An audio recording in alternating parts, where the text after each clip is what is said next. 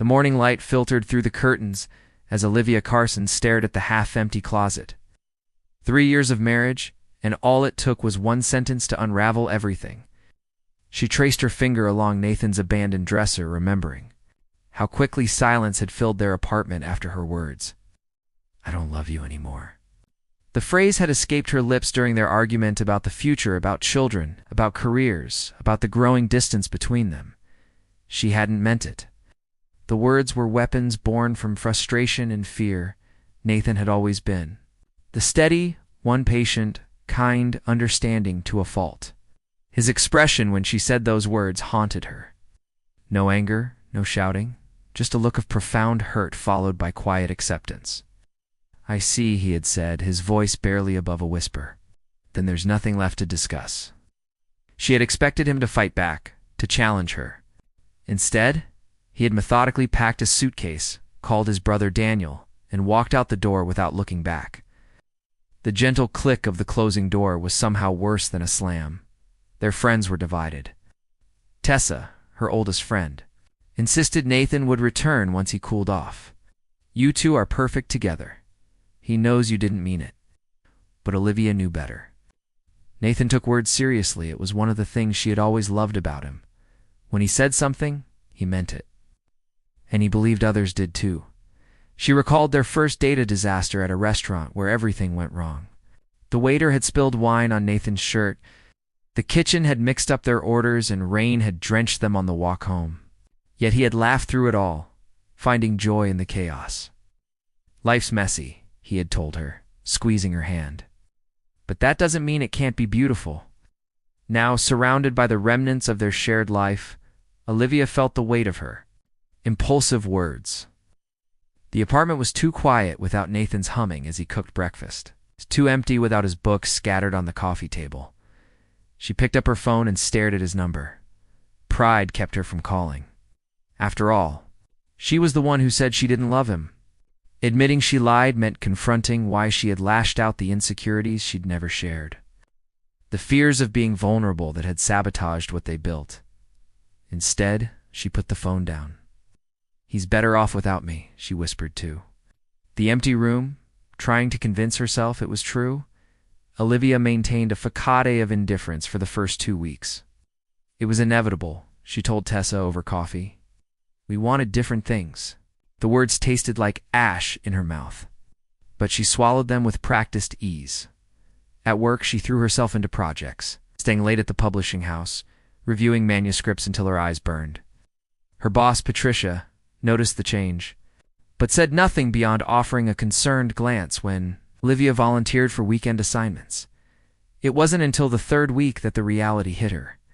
She had stopped at the grocery store, automatically reaching for Nathan's favorite cereal, before remembering he wouldn't be there to eat it. Standing in the middle of the aisle, surrounded by colorful boxes, she felt the first crack in her armor. That night, she found herself on his side of the bed, face pressed into his pillow, searching for any lingering trace of his scent. The tears she had been holding back finally came, quiet at first, then evolving into gut-wrenching sobs that left her gasping for air. What have I done?" she whispered to the darkness.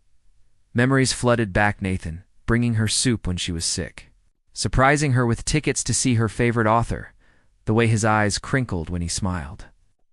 Little moments that built their life together, now scattered like dust. The truth was painfully simple. She had pushed him away, not because she didn't love him, but because she loved him too much. The intensity of her feelings terrified her, growing up with parents whose volatile relationship had ended in bitter divorce. Olivia had learned early that love was dangerous. It gave others the power to destroy you. She had watched her mother crumble after her father left, becoming a shell of herself. Never depend on someone else for your happiness, her mother had warned repeatedly. Olivia had internalized the lesson too well. When Nathan talked about their future, about growing old together, part of her had panicked. What if he changed his mind? What if one day he looked at her and saw someone he didn't recognize? What if she gave him everything and he still walked away? So she had struck first, a preemptive attack to protect her heart. Tessa visited more frequently, concerned by the dark circles under Olivia's eyes. "Have you tried calling him?" she asked gently. "He wouldn't want to hear from me," Olivia replied. Though her phone was filled with drafted messages she never sent, the apartment felt wrong without Nathan. Too quiet, too still, too empty. She missed the sound of his laughter, the warmth of his arms around her at night. Even their disagreements that always ended with understanding, she realized. Watching the sunset from her balcony, that she had mistaken fear for falling out of love. Now she was living her worst fear anyway. Life without him. Nathan stood in the doorway of his new apartment, boxes stacked against stark white walls. After staying with Daniel for a month, he had finally found a place of his own, a small one-bedroom. With good light for his plants and a view of the park, it wasn't home, but it would do. Last box, Daniel said, setting it down with a grunt. "You sure you don't want to stay with me longer? Rachel wouldn't mind?" Nathan shook his head. "I've imposed enough. Besides, it's time I figured out who I am without her." The truth was, he didn't know anymore. For 3 years, being Olivia's husband had been central to his identity. He had built his life around their shared dreams, their plans for the future. Now those plans were smoke, dispersed by 5 words he couldn't unhear. "She might call," Daniel suggested. "Not for the first time." People say things they don't mean. "When they're angry, not Olivia," Nathan replied, remembering her clear eyes as she spoke those words. "She's always been honest, even when it hurts." He threw himself into establishing routines. Morning runs in the park, freelance graphic design work at the local cafe, evening cooking classes, to fill the hours that stretched too long. He made new friends: Jordan from his building, who played chess in the park, Eliza from the cooking class, who laughed at his terrible knife skills. "You're getting better," Eliza told him during their French cuisine lesson. "Though I'm not sure that sauce is supposed to be quite so ... solid." He laughed, but it didn't reach his eyes. "Ow!" Olivia would have teased him mercilessly about the sauce, then kissed him and fixed it when he wasn't looking. "You ever going to tell me what happened?" Lisa asked one evening as they walked home. "You have that look like someone stole something irreplaceable." "I thought we had forever," he admitted. "Turns out I was the only one." At night, alone in his new bed, memories ambushed him. Olivia reading aloud passages from manuscripts she was editing. Her animated expressions as she dissected the prose. The way she danced in the kitchen when she thought no one was watching. How she always left him notes in his lunch. Little reminders that she was thinking of him. He had loved her completely, without reservation. Perhaps that had been his mistake, loving. Too openly, too honestly, making it too easy for her to take him for granted. His phone remained silent. No calls, no texts. The absence confirmed what he already knew. She had meant what she said. She didn't love him anymore, perhaps. She never had, not the way he loved her. "You deserve someone who chooses you every day," his sister Rebecca told him during their weekly call. "Not just when it's convenient." He nodded, though she couldn't see him. "I know," he said, but the words felt hollow. Time passed. The pain dulled from sharp stabs to a persistent ache.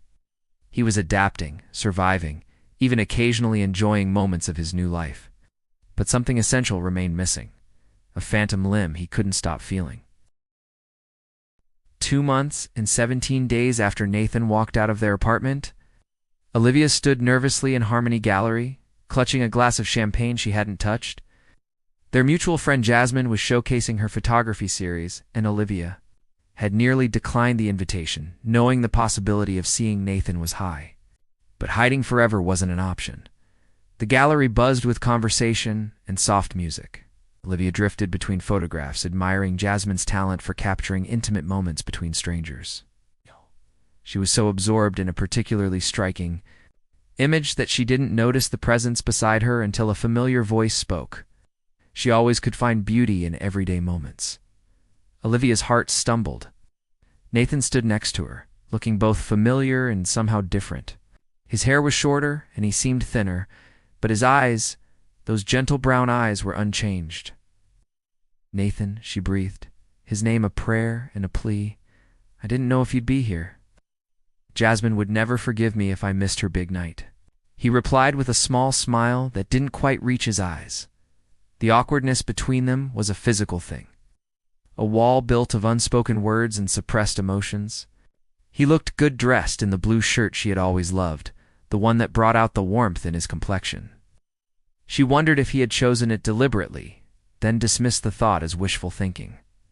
"How have you been?" she asked, hating the banality of the question but unable to find better words. "Managing," he answered simply. "The same." She hesitated, then added, "I moved to a smaller place last week. The apartment was too... empty." Something flickered across his face, surprise perhaps, or understanding. "Staying near Westside Park. It's quiet." Conversation stalled. Around them, people laughed and discussed art, oblivious to the storm of emotions swirling between the former couple. She started. "Olivia, there you are." Jasmine appeared, resplendent in a vintage dress, her excitement palpable. "And Nathan? My two favorite people in one place? Have you seen the series in the back room? It's my personal favorite." Before either could respond, Jasmine was pulling them through the crowd. Trapped in the social obligation, they followed, stealing glances at each other when they thought the other wasn't looking. The back room was quieter, more intimate. Jasmine's photographs here were different couples in various stages of relationships, captured in moments of raw emotion.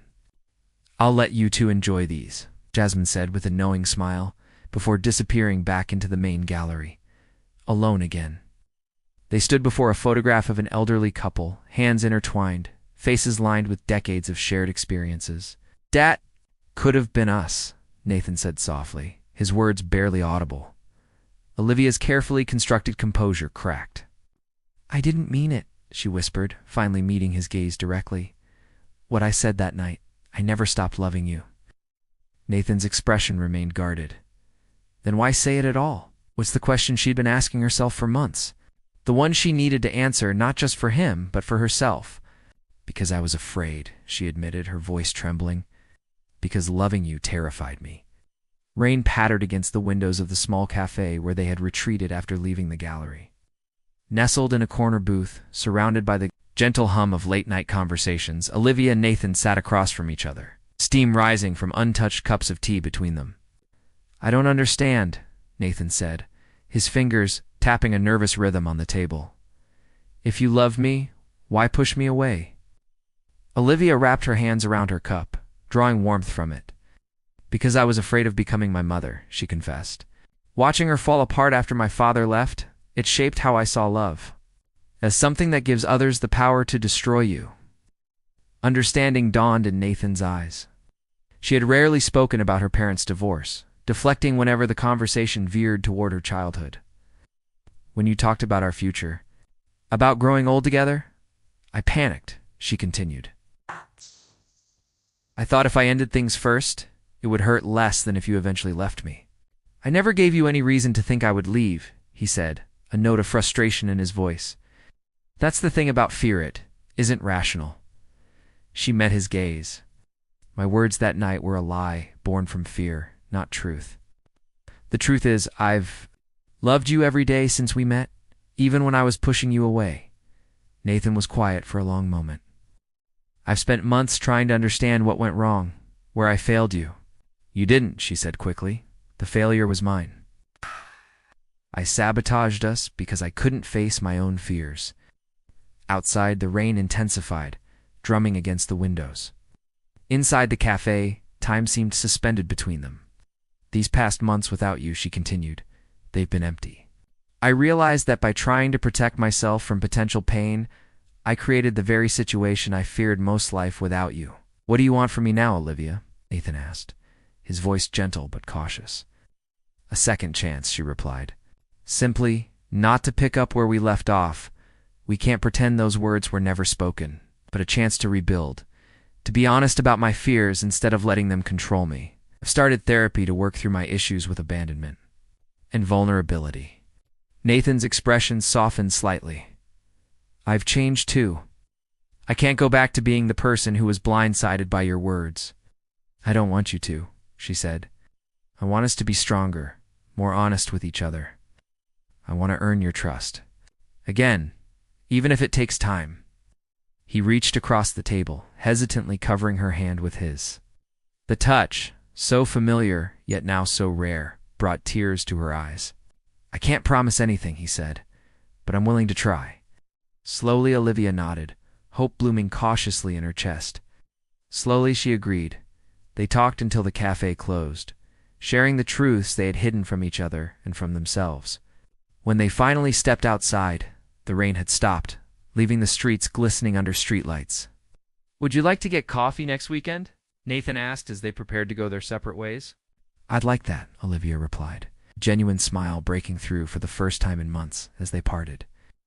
Neither knew if they would find their way back to what they had lost.